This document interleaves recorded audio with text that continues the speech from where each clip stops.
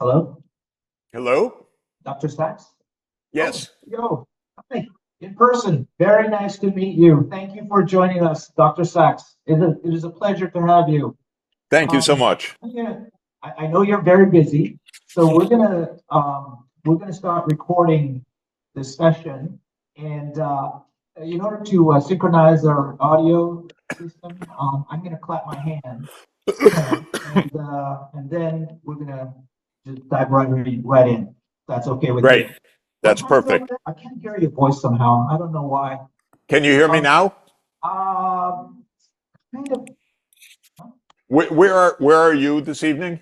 We're here at the Lakeland University Tokyo campus, right nearby the sumo Coliseum, the sumo ring.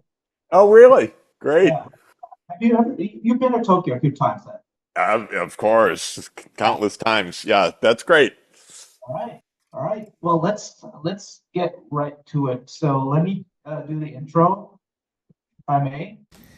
Welcome to DEMPA. I'm your host, Kevin Keochi, here with my co-host Unicorn and Reina, who will be helping us with the translation. Today we are joined by Senator Satsuki Katayama from the House of Councilors. She'll be showing up soon. And we're thrilled to have Dr. Jeffrey Sachs from Columbia University on our show. Dr. Sachs is a world-renowned economist, former professor at Harvard University, and currently teaches at Columbia University. Dr. Sachs served as an advisor to Soviet President Mikhail Gorbachev and later to Russian President Boris Yeltsin, helping to manage economic policies for several nations, including Poland. And of course, Dr. Sachs is also the key architect behind the United Nations Sustainable Development Goal, the SDGs. Dr. Sachs, thank you for joining us. My pleasure. Right, let's get right to it. Dr. Sachs, you were in the front row during the collapse of the Soviet Union and the transition to modern Russia. You were one of the key players in that process. Could you walk us through this historic period and perhaps discuss what actually led to the current war in Ukraine? Sure. Thank you very much for having me and also for the important question. Basically, we know that the period from 1945 to 1989 is the Cold War, the confrontation between the United States and the Soviet Union. There's a lot to say about the Cold War. I think it could have been avoided. I think it could have been brought to a close earlier, but suffice it to say the Cold War continued during that period of essentially 45 years. By the end of the 1980s, a reform-minded, dynamic leader came to the forefront of the Soviet Union. That's Mikhail Gorbachev. And most importantly, he was a man of peace. He said, we should end the Cold War confrontation. We should demilitarize our economies. We should scale back or eliminate nuclear weapons. And in the Soviet Union, we should reform our economy and our political system for openness, glasnost. So I very much admired Mikhail Gorbachev. I think he was the great statesman of his age. And he took specific steps to end the Soviet military rule over Central and Eastern Europe. And I witnessed that as an economist working in that region in those years. In 1991, the situation economically in the Soviet Union and politically was very difficult and fraught. This was a major crisis for the Soviet Union. Reform is always hard. The Soviet system had basically ground to a halt. World oil prices were low. The Soviet debt to foreign countries was rising. It was a difficult and unpleasant situation. And I recommended that the Western countries, led by the United States and Europe, should provide financial help to the Soviet Union for a stable period so that the Soviet Union would have time to reform. Well, those ideas were rejected because the Soviet Union was viewed as an enemy in Washington, not as a partner. the Soviet Union itself, September 1991, when the Soviet Union divided into 15 successor states, Russia, of course, being the largest, but then the Baltic states and the countries of Central Asia and so on, becoming independent states. I was asked then to be advisor to the president of the now independent Russia, that was Boris Yeltsin. He too wanted normal, peaceful, demilitarized relations. And I appealed financial help to Russia to stabilize the economy. Once again, the U.S. position was no. Russia will have to do with whatever it has. And given the difficulties, this led to a very deep crisis and a lot of instability and unpopularity. Reform processes in Russia. The U.S. also took advantage of Russia's weakness by using NATO. This is something the U.S. had promised it would not do. Excuse me, Dr. Sachs, it seems, oh, got cut off. Uh-oh. Yeah, I can see, oh, here we go, you're back. Very explicitly in 1990. I was leaving off, but I was talking about the fact that the United States reneged on a promise not to expand NATO.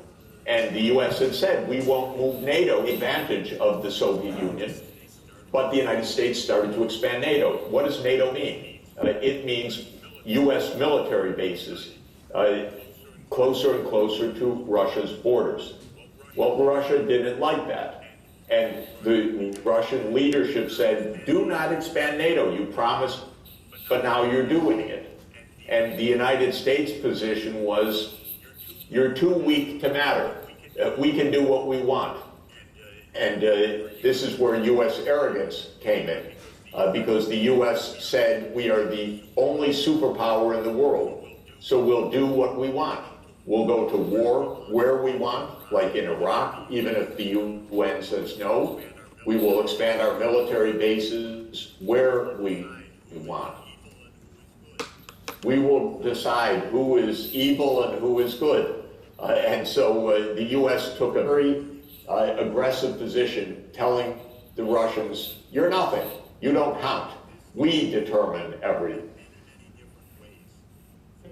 So when you say we, Thank you. Who was the president back then? Was it Ronald Reagan?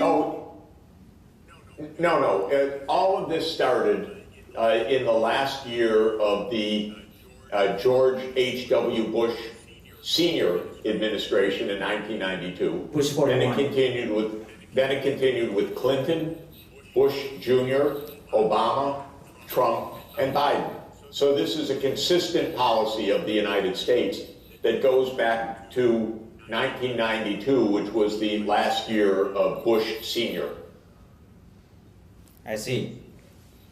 And the point I'm making is that by treating Russia with such disrespect and by taking moves, many moves, that the Russians felt threatened their national security, most of all NATO enlargement, but many other things, leaving nuclear arms treaties like the Anti-Ballistic Missile Treaty, leaving the Intermediate Nuclear Force Treaty in 2019, having many wars with Russia's allies, like in Syria, Iraq, Libya, engaging in overthrows of governments in Russia's neighborhood, the so-called color revolutions.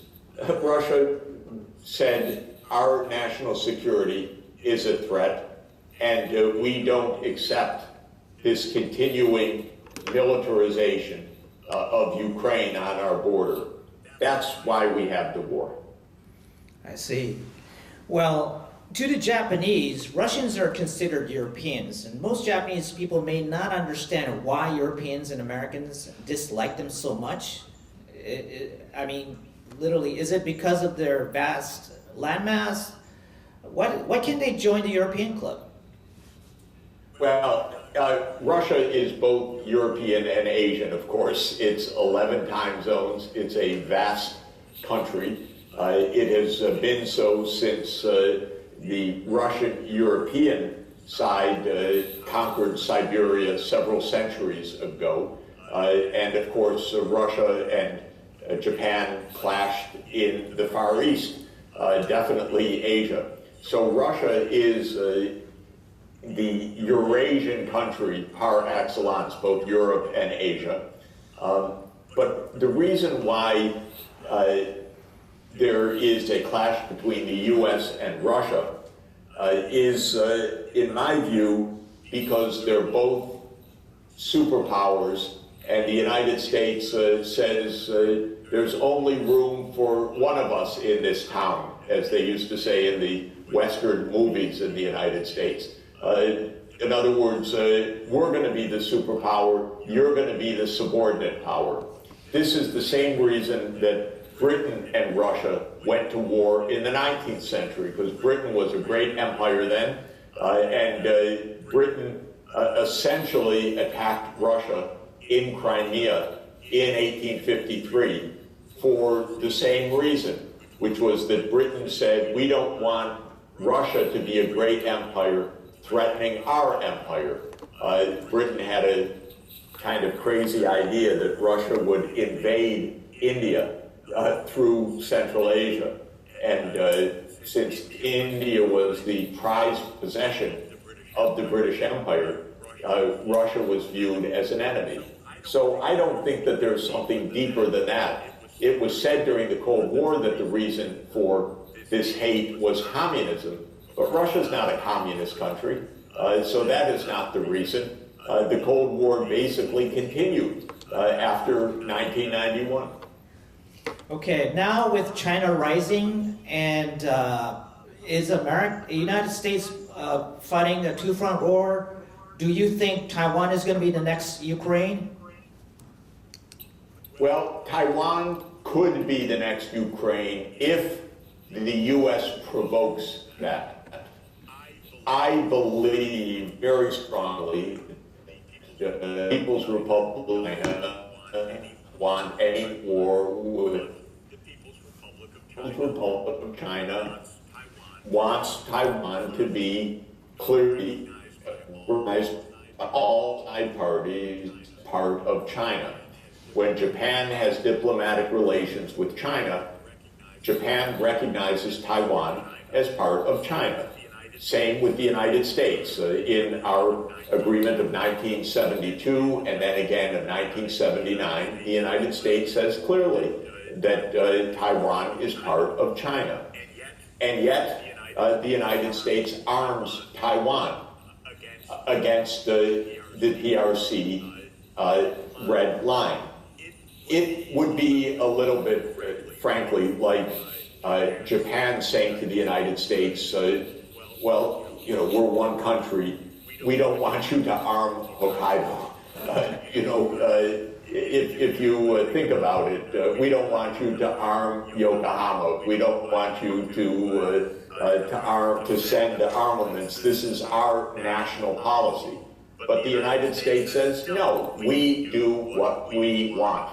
That's the U.S. position. And this could get us into a war with China over Taiwan the same way that it has gotten us into a war with Russia over Ukraine. The United States needs to learn to listen to its counterparts, in this case to China. The United States is not all-powerful. The United States should respect the red lines of the People's Republic of China.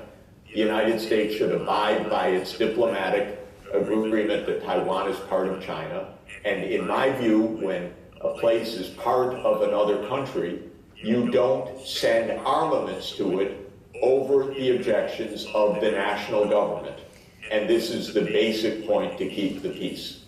But Dr. Sachs, the Japanese don't have issues with the one China, two systems policy, but when we see Hong Kong turning into a police state right before our eyes, and the Chinese not only claiming Taiwan, but also the Senkaku Islands, combined with all the cybersecurity breaches we experience, it's easy to lean towards the idea of Chinese expansion. Are they breaking into the first island chain to gain access to the Pacific Ocean? Well, I think China definitely wants access to the Pacific Ocean, but why not? Why should the U.S. limit China's access to the Pacific Ocean? Come on. This is the open seas. And frankly, Hong Kong is not a police state. It is not a police state. I just visited Hong Kong, not even remotely a police state. But also, it's not Japan to determine what Hong Kong is. It's not the British Empire to determine what Hong Kong is. We need to respect each other's sovereignty. We have a doctrine at the UN of non-interference in the internal affairs of other countries. The issue of the islands, we know, is an issue that goes back a long time because the territory and these islands counted for very little in the 19th century, so territories were not demarcated. There are legitimate questions involved. Japan attacked China on multiple occasions. There is a need for diplomacy, that's all. And Japan and China should work these issues out diplomatically. That is the solution to these problems. And as for China's access to the Pacific Ocean, well, the United States has access to the Pacific Ocean, so I'm perfectly happy for China to have access to the Pacific Ocean. The idea that the United States can keep China away from the Pacific Ocean through Japan, the Philippines, Taiwan policy, and so forth, could get us all into a disastrous war. The idea that, Chinese submarines should not be allowed access, the fact of the matter is we should be dealing with our issues through diplomacy and disarmament, not by the United States asserting control over China's access to the Pacific Ocean. So this, to my mind, is absolutely part of the story here. China views this as a fundamental security issue. I understand their concerns because if you look at the map, the U.S. surrounds China with its military. The U.S. wants to bolster that military against China, in Japan, by the way, with Korea, with Australia, with India. Well, if I were China, I would not be too happy with that. China doesn't have any military bases in the Western Hemisphere. And if China ever tried, it would lead to war. So I would like the United States to treat China the same way that the United States would like to be, and insist that China treat the United States. This is how we avoid mutual nuclear destruction, by respecting each other. Dr. Sachs, in a recent conversation with Tucker Carlson, you both expressed surprise that Germany is comfortable with having U.S. military forces stationed on their soil. To be honest, we have a similar situation here in Japan. By hosting U.S. troops, we're able to channel our resources into economic growth. Thanks to this arrangement, we built a peaceful, stable country with world-class infrastructure, and at one point, we became the second largest economy in the world. What more can we ask for? Well, what Japan should ask for is peace and security, and not the prospect of a third world war, and not the prospect of a war with China. And unfortunately, in Northeast Asia right now, the situation is not stable. The situation is not stable because of Taiwan. The situation is not stable because of the DPRK. The situation is not stable because the U.S. is facing off against China and Russia. And Japan is a peaceful country that should not be caught up in a next war. So this is what Japan should want. I love Japan's peacefulness. I love the Japanese constitution, which is getting whittled away step by step in terms of rearmament because the U.S. wants it so. I think that actually you can't rewind the clock to 890. I think that Japan entered a new era of peace.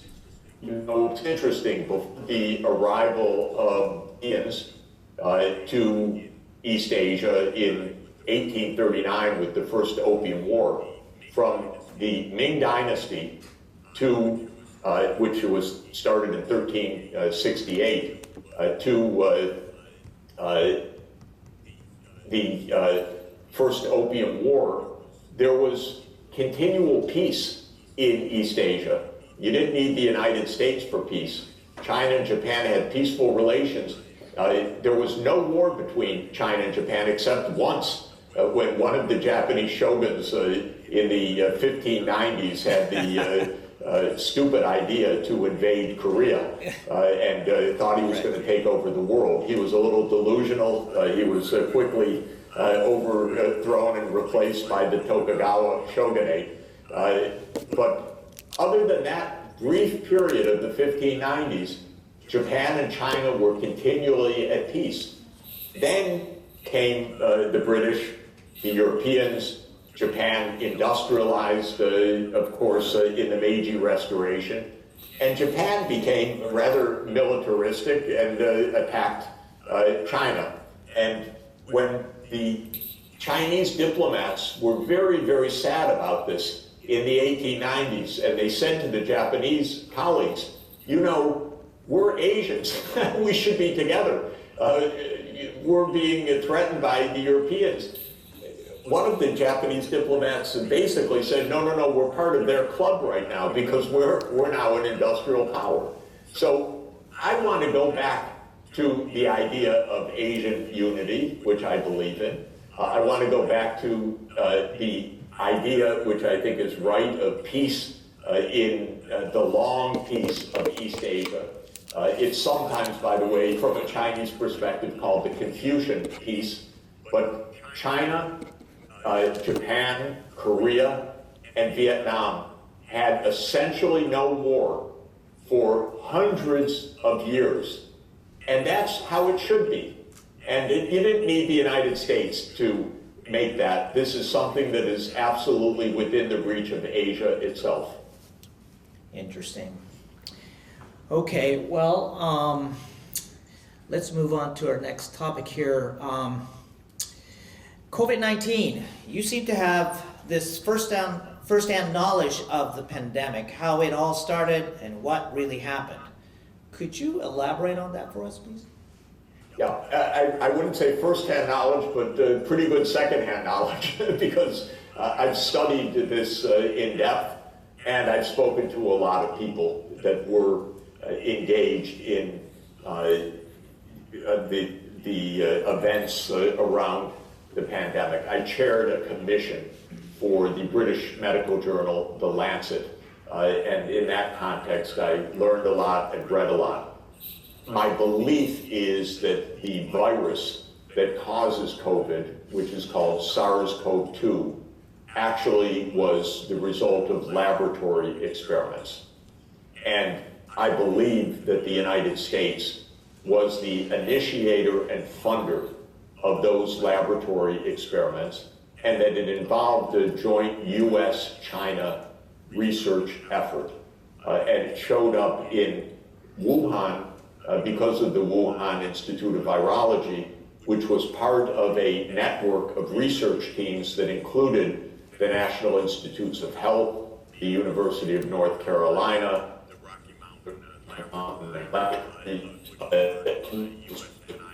NIH, and others. This is not 100% proved because there's a lot of secrecy about it. But people who study this closely think that this is by far the most likely scenario. And the true scenario, which says it came out of the marketplace, is pretty much debunked.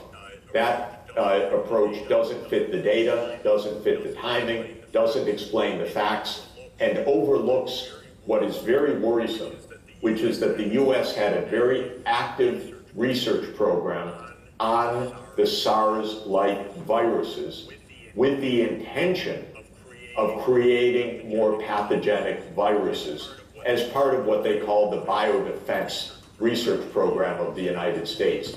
So that's an inconvenient fact, which was hidden from the public until somebody leaked the key document in 2022 called the Diffuse, I think 2021 they leaked it, called the Diffuse proposal, which explains, in my view, the origin of this virus. Wow. Now we're getting to the weeds of conspiracy theory, but right just now, By the way, if I could say, it is a conspiracy theory, because it is a conspiracy, but not all conspiracy theories are wrong, because conspiracies sometimes actually happen when people get together to do something they shouldn't do. And it is, I think that there is to hide from view what was happening. Okay, we're just joined by Senator Satsuki Katayama here. She's here. I'll just hand her the mic. Nice to meet you. Probably you may not remember, but I have been in Ministry of Finance for years before I became politician. And I have spoken to you when you visited International Vice Minister of Ministry of Finance, and we discussed a lot about a transition economy of Eastern Europe and former Soviet Union. Very Wonderful nice to see you. Thank you. Wonderful to see you again, Doctor. So, That's great. So, what shall we start with? Well, maybe Where about shall the we election. We can talk about the Which yeah. one? President? Yeah. What is your prediction for the U.S. presidential election, Dr. Sachs? U.S. president. Okay, Yeah. I see. So go ahead. Yes, you know, I looked at the prediction markets this morning, and they point to a very, very close election, with probably Donald Trump being slightly ahead in the prediction markets. I think that that's right. If I had to guess one or the other, at this point, I would say that Trump has a tiny margin ahead. We're going to see the debates of the two leading candidates shortly. That will change things. There still is a long period of 2 months between now and Election Day, but it's going to be very close, and either candidate can win. We kind of understand that you're not a big supporter of Donald Trump. According to Jamie Dimon, the former CEO of JP Morgan, Trump was right about a few things: NATO, immigration, tax reform, etc. What say you? I am not supporting either candidate, and I don't view either party as giving real answers to the problems that the United States faces right now. So I'm not a happy voter. I don't believe that either candidate is adequate to the task.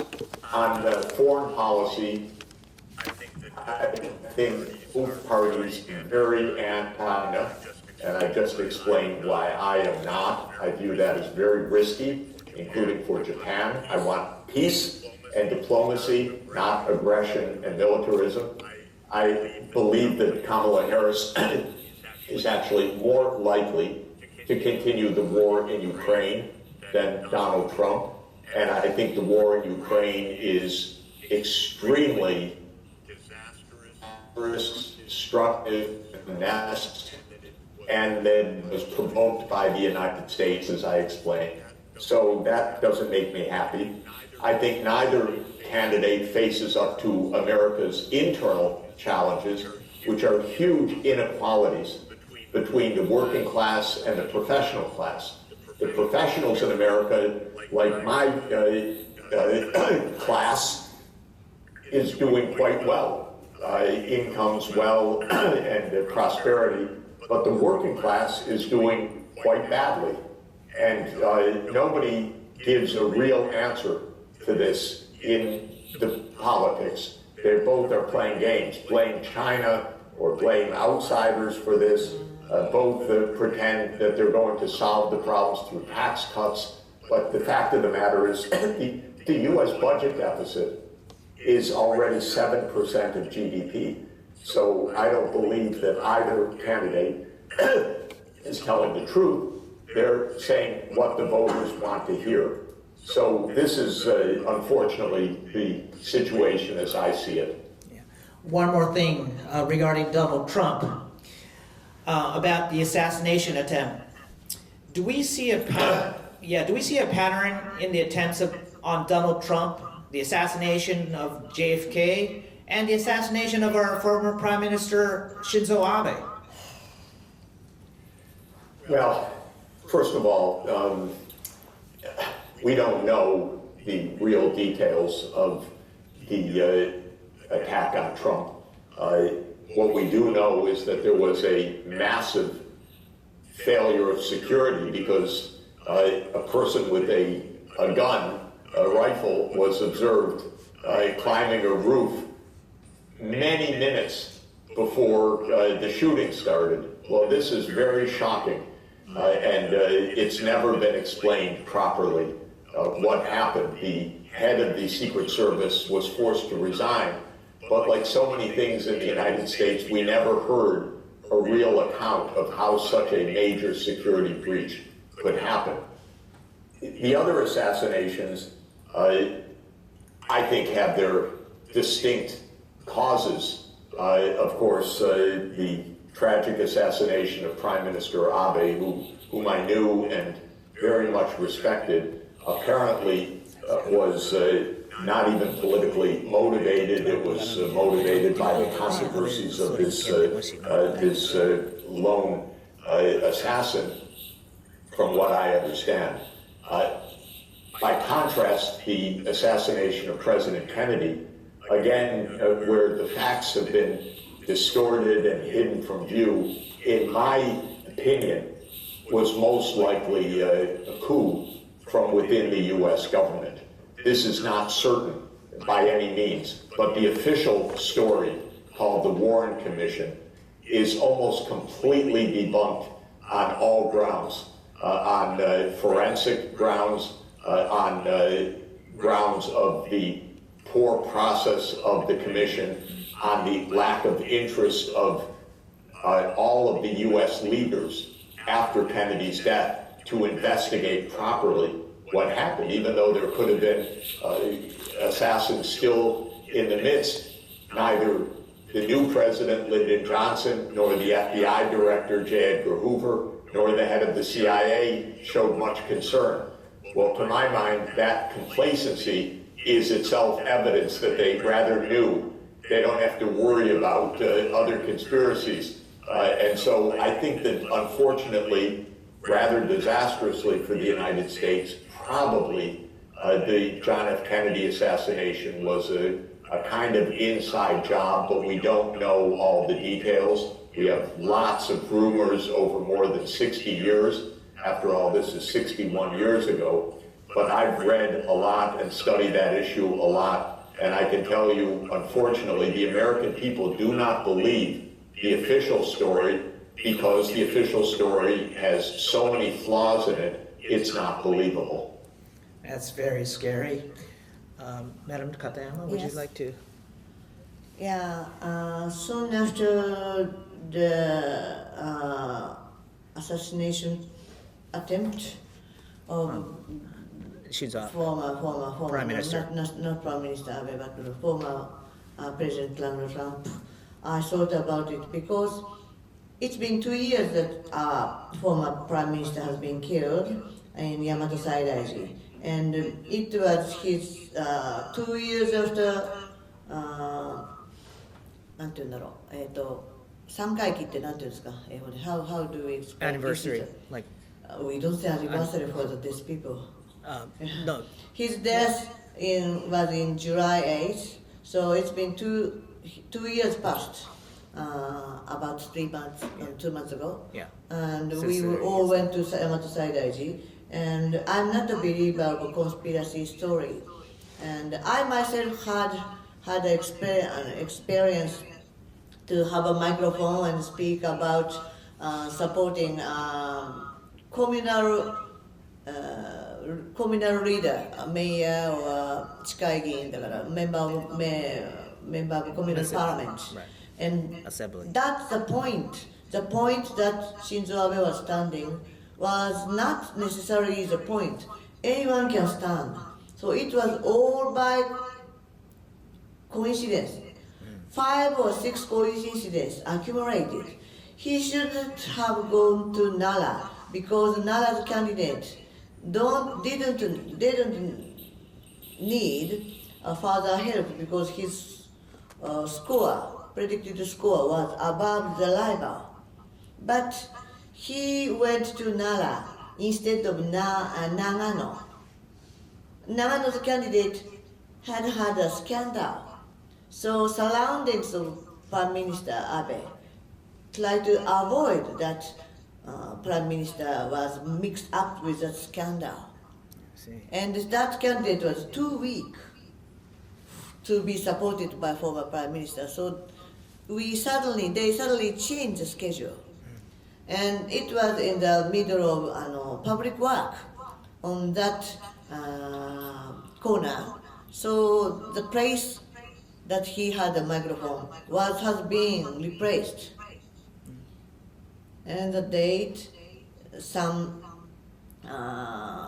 coincidence and the myth of probably surrounding policeman.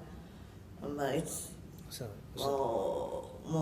we cannot regret anymore, but it happened. And the loss as a leader of conservative scene, of conservative political scene of Shinzo Abe was too deep. We are still struggling. Yes. The impact was Yeah. huge. The Especially impact. on the conservative political scene. He was really only leader. But we tried to get together to stand up and rewrite the center corner of where we should be and what we should do.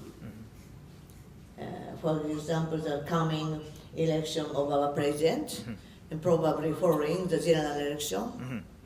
That's it. Okay. That's too big for us. Yeah. That was too big for us. Thank you very much for that. I don't know these information, certainly myself, but I do know how traumatic this is, how tragic and traumatic this loss was when you lose a major leader like Prime Minister Abe. It's a massive shock for society, and this is certainly the case. And it's also the case, at least in the United States, we never really find out what happens because there isn't an honest, systematic, objective analysis and report on this. And in the US context, that has a very, very big lasting effect. Never knowing what really happened with John F. Kennedy, never knowing what really happened with Robert Kennedy, never knowing what really happened with Martin Luther King, and so on, and Malcolm X, all these assassinations, and then never knowing the truth, having many points of evidence that the official story is false, but then not knowing what the real story is. And it's very traumatic for society because it leads to the loss of trust and the loss of direction. Yes. Speaking of conspiracy theories, how do you feel about Victoria Nuland becoming your colleague at Columbia University? Do you get to sit with her on occasion? Well, we haven't met yet. I've spoken often about the fact that I absolutely do not accept U.S. foreign policy over the last 30 years, which has tried to impose a unipolar world. And China doesn't want a unipolar world led by the U.S. Russia doesn't want a unipolar world led by the U.S. India doesn't want a unipolar world led by the U.S. I would say no country wants, other country wants to be led. What they would like is peace and cooperation. So I have many colleagues who were senior U.S. officials. I don't see eye to eye with them. At least the wonderful part about a university is that it can be a big place with diverse views. And I have my own, and I continue to speak out about them. Would you ever sit with her at one point to discuss things? I mean, it could be a very interesting, show. It's quite possible. I know they have lots of events.